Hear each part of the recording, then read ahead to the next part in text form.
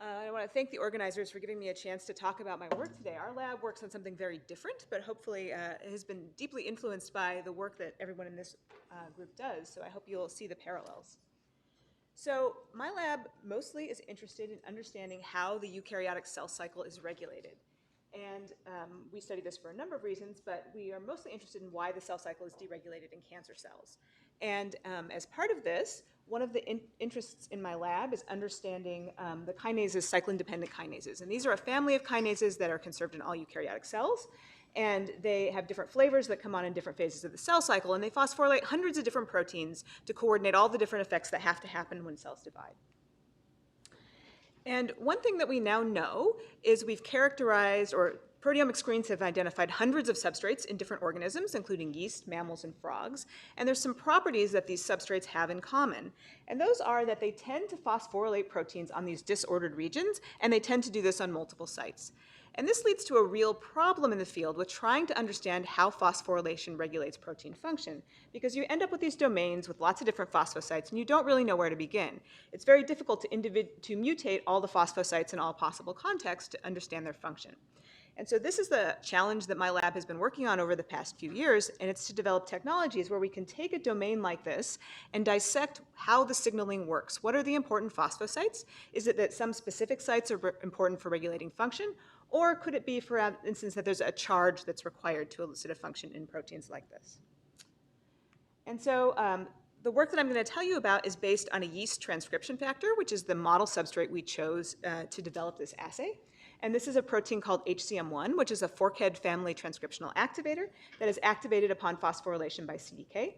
It has a human homologue called FOXM1, for those of you that are interested, which is also a cell cycle regulatory transcription factor that's pretty much overexpressed and drives human cancer.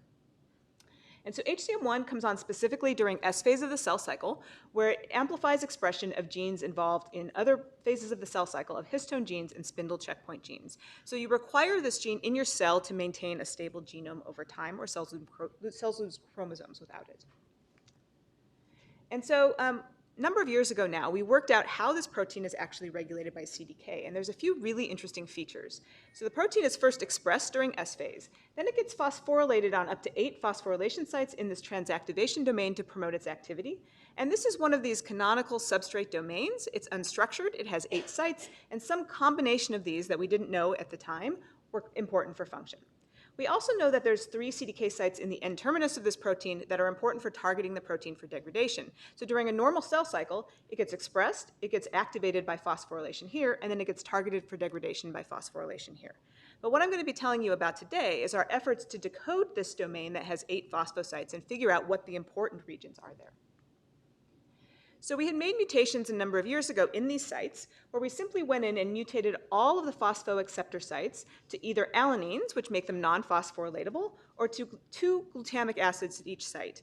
And I can talk about this later if people have specific questions, but we mutate both the serine or threonine and the following proline to 2 glutamic acids, and that's important because it actually mimics the charge of a phosphate.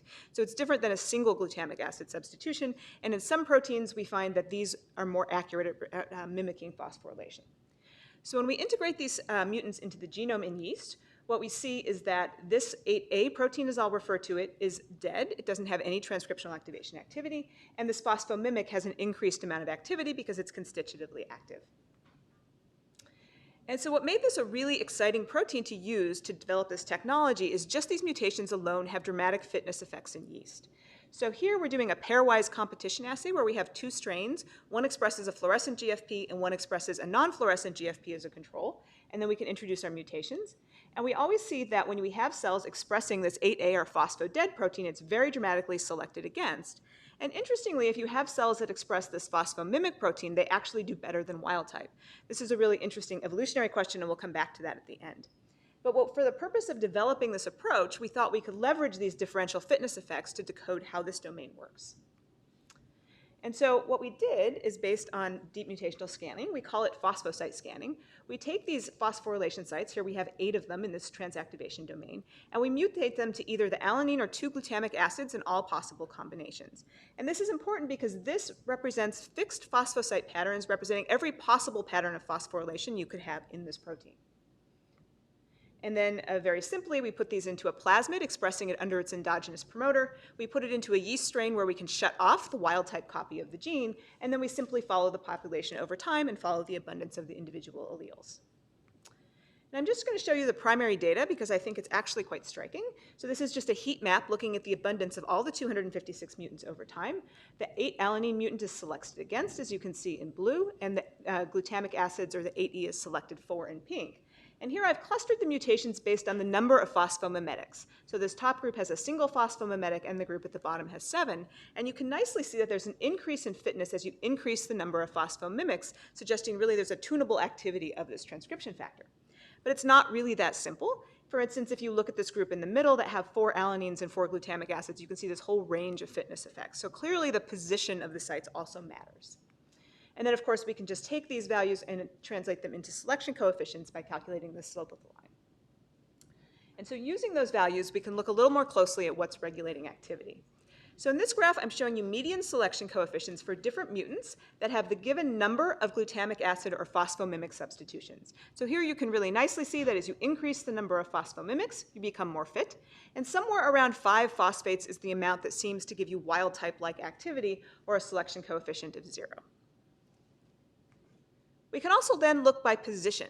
So in these graphs, and I'll show you several of them, and I apologize because they're a little bit busy, but we are looking at each of the 8 positions to look at all of the mutants that either have an alanine at that position or the phosphomimic at each position. And hopefully you can appreciate, if you look at the pairs of bars, that in each case, the red bar is a little bit higher, indicating you have a fitness advantage when you have a phosphomimic at every single site. But important, these 2 sites in the central positions, 460 and 471, they really have the greatest impact on fitness. So we see the most deleterious effect with the phosphodieds and the greatest advantage with the phosphomimics. And in particular, if you just look at a mutant that has those 2 central sites as phosphomimics, that is sufficient to give you wild-type-like activity. So here I'm just showing you selection coefficients for a few mutants, and this one is basically like wild-type. One surprise that we gained that we really unexpectedly from the screen was that you can actually get wild-type-like activity with totally different patterns of mutations that don't overlap. So this is the exact opposite mutation of this, where the 2 central sites are alanines and all the rest are glutamic acids, and you also get a selection coefficient very close to 0. So it appears that different combinations of phosphorylation are able to activate this protein. And just to show you that these fitness values actually reflect the activity of the protein, here's a whole range of different mutants from the least fit to the most fit in their fitness values. And we took those same mutants and put them into an exogenous reporter where we just took the transactivation domain and hooked it up to an exogenous DNA binding domain and did activity assays. And you can see the activity of these domains very nicely correlate with the fitness values. So they seem to really reflect what we see in the fitness. So we learned a lot of really exciting things from this initial screen. Basically, by screening these mutants with fixed positions, we saw that we had tunable activity that increased with the number of phosphosites, but it really wasn't that simple, and that in fact different combinations could lead to wild-type-like activity, and somewhere around 5 phosphosites seem to be about like a wild-type protein. So this was informative, but what it didn't tell us is what actually happens in the context of the wild-type protein when you also have wild-type sites in there. So we did the screen in a couple of additional ways. The first thing we did is we looked at mutations that or a collection of mutants that either had the wild-type site or the alanines at every possible combination. And what the expectation here is that if all of the sites are important for activating this protein, that we should see a decrease in fitness with pretty much all mutants that just have alanines. And I'll just tell you that's exactly what we saw, so that was good. And it tells us all sites have some contribution to activity. But then we did the converse experiment. And in this case, we left the sites as either the wild type or we mutated them to 2 glutamic acids in all combinations. And here the prediction is that you'd actually see increased fitness and activity for all of the mutations in the screen. And what was really surprising is we didn't find that. And so here is a graph similar to what I showed you before, where we're looking at selection coefficients by position, where it's either a wild type, meaning a serine or a threonine, or the phosphomimic. And first thing you'll notice is that this is the wild type value here at 0. There are a large number of mutants that are outliers that have selection coefficients less than 0, which was unexpected. You can see that these 2 central sites still have the greatest effect in increasing activity. But what was quite surprising is we found that at these first 2 positions, you actually saw a decrease in fitness when you had the phosphomimic substitutions. And this really puzzled us for a long time, until we kind of took a step back and thought about what we know about how CDK is regulated. So CDK is actually usually considered a dimer of a cyclin and a CDK partner, but there's actually a third subunit of CDK complexes that we don't think about that much, which is this protein CKS1, which is a phosphodapter subunit. And what's known about how this works, and this has been worked out beautifully in vitro by Mart Luke's lab and Seth Rubin's labs, is that normally, CDK phosphorylates one site at an N-terminus, particularly a threonine residue. And this threonine residue can actually serve as a docking site for the CKS1 processivity subunit to allow it to bind here and then remain associated with the protein so it can then processively phosphorylate downstream sites. And so what we wondered in the case of HCM1 is maybe these phosphomimic mutations are acting kind of like separation of function alleles. They're capable of activating the protein, but they're not able to form a binding site for CKS1. And therefore, when you have these in the presence of wild-type sites, you can't get phosphorylation of downstream sites. And the HCM1 protein is really set up for this kind of regulation. If we look at these sites, we notice there are a bunch of threonines, because CKS can only bind phosphothreonine, and also the spacing is consistent with which had been shown in vitro. And so it turns out that this is true, and I'll just show you one piece of evidence to support this. So this is a PhosTag Western blot gel, which is a gel where we add a compound called PhosTag, which severely retards the mobility of phosphorylated species. So a normal Western blot for HCM1 would look like this, but on a PhosTag gel, the wild-type protein runs as this band really at the top of the gel. So we can go in and mutate these threonines to serines, which can still be phosphorylated by CDK, but they're not able to be bound by CKS1 when phosphorylated. And if you do this, you get this kind of intermediate phosphorylation consistent with a loss of processivity. And consistent with that, these mutants have a modestly reduced activity in our activation assay. So what we think happens in the context of the wild-type protein is this protein gets phosphorylated on an N-terminal site in this domain, leading to CKS1 docking, which leads to processive phosphorylation, including these two central sites that have the most activity, and leads to switch-like activation of the protein. So phosphosite scanning really enabled us to figure out not only what sites were important, but also how the different sites interacted with one another to be able to kind of elucidate this circuit. So every time we talk about this, we get a really kind of perplexing question, which I think comes from the last talk, and that's thinking about evolution. So why is it that HCM1 activity is limiting for maximal fitness to begin with? Why can we even do these assays on an endogenous target in yeast? And what I told you at the beginning is we have this mutant where we have this 8E mutant where all the transactivation sites are fixed as phosphomimics, and you have this really nice increase in fitness that you see when you compete with a wild-type strain. We can actually do this in another way too. So we've mutated those 3 CDK sites at the N-terminus that are a phosphodegron, and this stabilizes the protein. So it increases activity by a completely different mechanism. And in this case, you also get an increase in activity. So why would yeast have evolved this protein and not fixed these beneficial sites during evolution? And we think this is probably because in some other environment, you need to get rid of this phosphorylation or decrease activity. And so a number of years ago, we showed that HCM1 is a target of a stress-activated phosphatase called calcineurin. Calcineurin is activated by a number of different stresses that signal through calcium, and we showed it directly removes the activating phosphorylations from HCM1. So we reasoned that if having too much activity was bad, then maybe if we perform these fitness screens in the presence of a calcineurin activating stressor, we would see a negative effect. So again, here's the 8E mutant I've told you about that has an advantage. Now when you perform this in lithium chloride, you see you lose that advantage, and if anything, it's less fit. So we thought, okay, this is interesting. So maybe now we can use phosphosite scanning to screen all of our mutants and figure out what is the optimal amount of activity that you want to have in stress. And so we performed the same screens that I've told you about so far, except now when we start the experiment, we split into control conditions or into conditions with lithium chloride, and we repeat the experiment. And so we did this initially with the library of mutants that all have fixed sites, because we didn't want to introduce wild-type sites. We really just wanted to know what combination gave us the amount of activity that would be the most optimal for the organism. And so here I'm showing you the selection coefficients for this library in either control conditions or in lithium chloride conditions. And a really striking thing that we noticed immediately is the majority of these mutants actually are less fit when you grow them in stress than when you grow them in control conditions. The exception of this is these mutants here at the very bottom end, the ones that are least fit. They're least fit in both conditions. And that's actually important because it tells us you actually do have to have some activity when you're growing in stress. But for some reason, all of these mutations that we looked at had less fit in the stressful, or less fit in the stressful condition. And so here is the data looking by position, again with this library, and this is specifically in stress. you can again see almost all of the mutants are less fit than wild type, which is the 0 line here. But you do see at each position, again, when you have the phosphomimics, you're more fit than wild type. So again, you do need activity. And again, these two central positions have the greatest effect, just like they do in the least stress conditions. So then we thought, okay, before, this is really puzzling to us still. Why would they all be less fit? And then we thought that maybe it really didn't have anything to do with the fact that HCM1 was more active in the 8E mutant, but maybe it had something to do with dynamics. Maybe we need to be able to put on and take off phosphates when cells are growing in cells. And when you have these mutants that are all fixed with either alanines or glutamic acids, you can't dynamically regulate this domain. It's just always at a set level of activity. And so we then went on to look again at this wild type E library I talked about, where all the mutants are either wild type or 2-glutamic acids. And this was the collection of mutants that actually told us about the docking sites and identified those CKS1 regulatory domains. And so this result was actually quite striking, and you can see that here. So in control conditions, almost all of the mutants are to the right of 0, meaning they were more fit than wild type. But now when you look in lithium chloride, the majority of mutants becomes less fit than wild type, which was really, really surprising. Actually, most of the mutants that stay in this upper right quadrant that remain fit are the ones that have the mimics at those two central positions that have the greatest effect on fitness. And so if we look by position, what we see is that, again, we can see the mutants become less fit than wild type.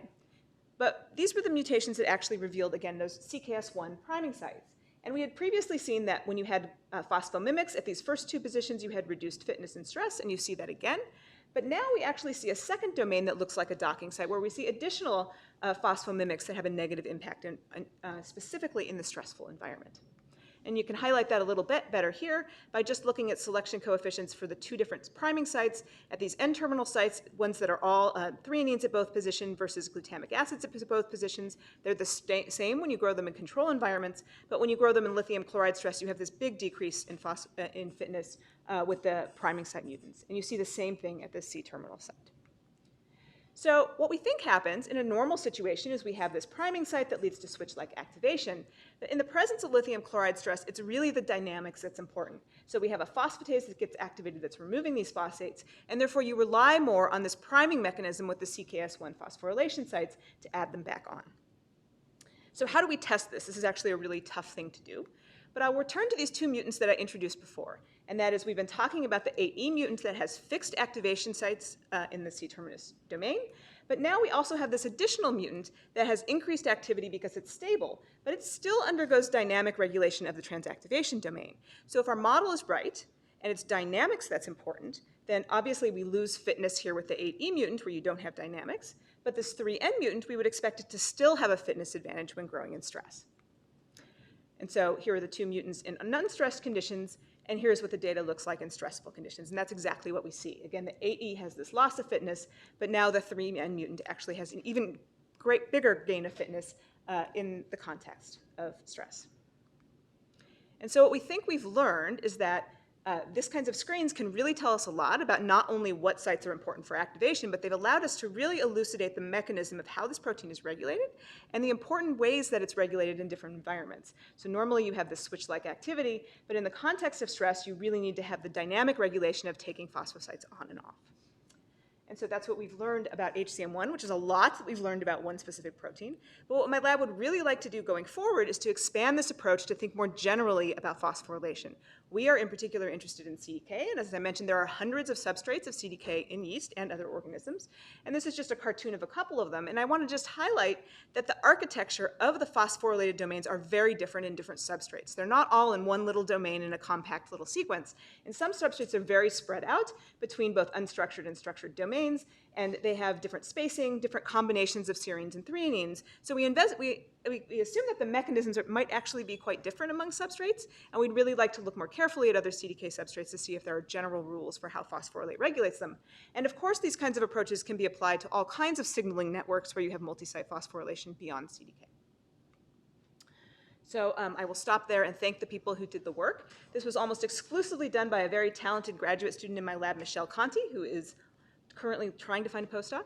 And she was helped by technician Jillian Bale on the stress part, which was the second half of what I talked about. I have to thank our bioinformatics team, Ree and Julie, who helped us with analysis, and also Tom Fazio, who helped us with some analysis. And I will stop there.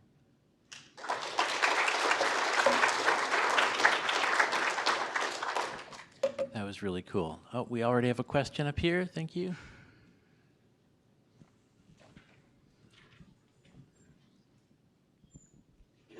Thanks, great talk. Laura Haynes, Michigan. I think you started addressing us at the end, but how well does this approach translate to more structured domains in proteins? So I think it should. I will just say a little bit, I'll return to a little bit of my talk about phosphomimics and how they behave, because I think this is actually a really important point and how my view has kind of been shaped by this screen. So phosphomimics provide the charge that you would get from a phosphate, but I don't think they provide a structural element. So there are obvious cases for CDK where we know that the phosphate actually provides a binding site for some other protein. For instance, in these phosphodegrons, which are very common in the cell cycle in other contexts, the phosphate actually forms a binding motif. So in those cases, the phosphomimics are not going to work. So it doesn't mean that the screens wouldn't be useful. I think they're still going to be useful because the alanines can tell you a lot, but you're not going to have the same dynamic range. So we think they're going to be useful. We actually know that in budding yeast, if you look at the deletion collection, for instance, most mutants actually have a measurable phenotype if you do a fitness-based approach. So we think that there's a lot of room for studying a lot of these endogenous substrates to look at this. But of course, we're also trying to find ways to move exogenous, like human proteins, into the yeast system to do these kinds of assays, and we're doing that too. So is CKS1 essential? Can you Yes. knock it out and see how No. this changed? Damn it. Okay. It's very essential. You can't even tag it. Okay. Yeah. Then my next question is probably going to get a similar answer, which is, could you mutagenize CKS1 and look for something that can now recognize glutamic acids better? Maybe. Maybe. Okay. Maybe. That'd be cool. Yeah. Hi, I'm Walker from the National Institutes of Health Laboratory of Viral Diseases, and I'm curious if you see any phylogenetic signal in terms of like divergence in this activity of phosphosites among different yeast lineages, or evidence of it evolving towards more or less activity. So if I still have my slides, I would pull up my backup slide, which is to show you the conservation of HCM1 across yeasts. And so what was really interesting to us is that the first 5 sites are very highly conserved, the sequence immediately surrounding them. And that's the circuit that we think is active in a normal cell cycle, where you have the priming sites that lead to switch-like processive activation of those 2 central sites that are really key. The last 3 sites, which are the docking motif that seems to become important only in a stressful environment, that seems to diverge much more between yeast species, which is very cool because it tells us that maybe it has something to do with the stressful environment that the species evolved in, and that's why that's more divergent. And in fact, there are still phosphosites there, but the exact positions differ among yeasts. That's cool. Thank you.